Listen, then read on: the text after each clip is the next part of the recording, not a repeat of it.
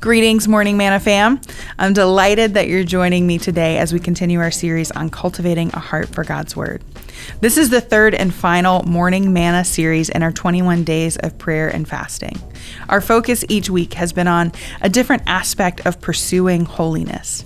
In both the Old and New Testaments, we're instructed to be holy as our God is holy. We are to be consecrated or to be set apart and to reflect His character and His glory to the world around us. This week we've turned to Psalm 119, which is really a collection of poems within a book of poems. Each stanza of this psalm focuses on the centrality of God's word to our lives. Today let's pick up in verse 25. My soul clings to dust. Give me life according to your word. When I told you of my ways, you answered me. Teach me your statutes. Make me understand the way of your precepts, and I will meditate on your wondrous works. My soul melts for sorrow. Strengthen me according to your word.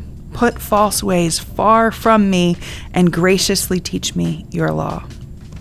This poem begins with a tone of desperation. As the psalmist begins, he's overwhelmed.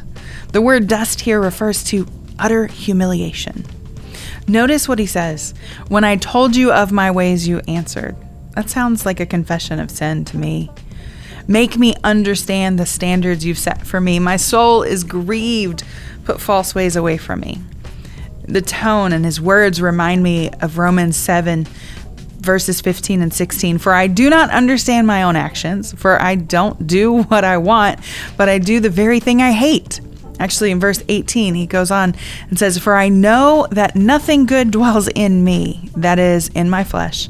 For I have the desire to do what is right, but not the ability to carry it out. Can you identify with this? I know I can. How many times have I known how to respond to a situation and even decided that's what I'm going to do? But when the opportunity came, I did the very thing I had decided against. There's such comfort in the prayer of the second half of verse 29 of Psalm 119. He starts, put false ways far from me. And then he says, and graciously teach me your law. Living a life of holiness is only possible through the grace of God.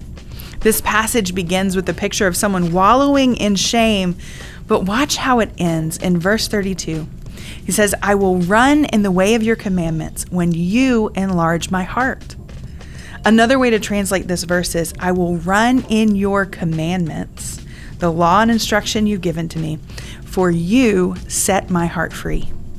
Keeping his law doesn't earn our salvation.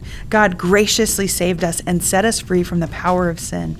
It is his work in us that enables us to be holy as he is holy. That process begins with a true and honest confession of our sin and our desperate need for his grace to set us free.